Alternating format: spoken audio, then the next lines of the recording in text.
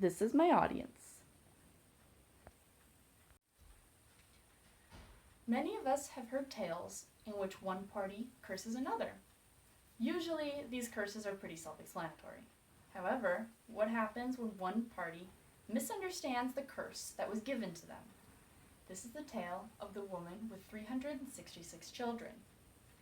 There once existed this county that was very prosperous, and the people in there were generally happy. It was ruled by a count and his wife, the countess, and they lived in a castle on a hill. Now, despite having an easy life, the countess was a very bitter woman. She desperately wanted children, but could never have any of her own. So she instantly grew jealous whenever she saw a woman with her children.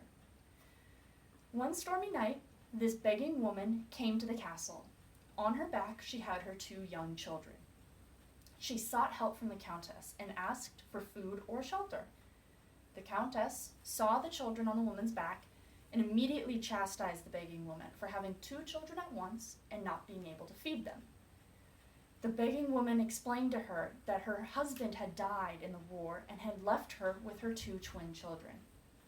The countess had never heard of multiple births that resulted in twins or triplets, so she immediately called the begging woman a liar and a cheat and told her to leave the castle. As this begging woman was being dragged away from the castle by the guards, she cursed at the countess and told her that within this year she was to have 1 birth that would result in the number of babies as there were number of days in that year. Then she left the area. Now the countess, figuring that because this was the 3rd of January and that she would only have 3 babies as a result, set to preparing for the births. She figured that because she was healthy and wealthy, this would not be a problem for her and her husband. The rest of the year went on, and the countess and the house servants started preparing for all of these babies to be born. Finally, fall came, and the countess went into labor. After a couple of hours, she had her first baby, then a second, then a third, and then she had a 4th. In fact, the countess continued giving birth. These babies were very small, about the size of a mouse, and she started worrying about their health and whether they would live. So she immediately called for the house bishop to come and baptize them all, in case any of them possibly died.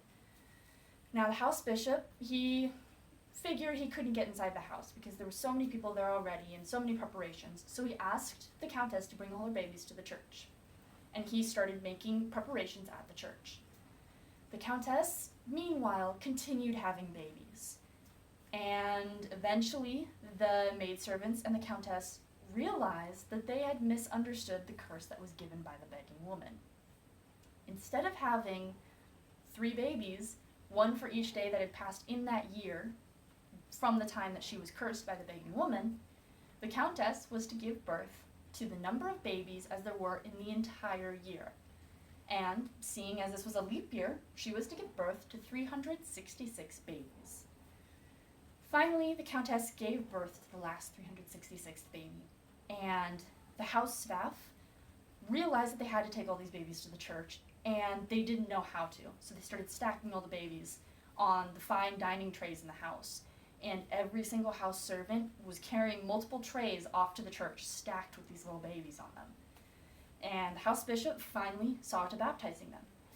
He initially started by individually doing the practice with the holy water on each baby. And he figured because he was so pressured and in such a hurry, they couldn't bother with naming each one. So he tried doing as many babies as he could without naming any of them and just going through the process as fast as possible. Eventually, he started becoming even more overwhelmed and asked for a paintbrush. At this point, he started dipping the paintbrush in the holy water and brushing over as many babies as he could to try and get them all baptized at once, because he was concerned that they weren't going to live very long or that they needed to be baptized beforehand at least. He finally baptized the 366th baby, and the countess and all of her maidservants started carrying the babies back to the castle on the hill.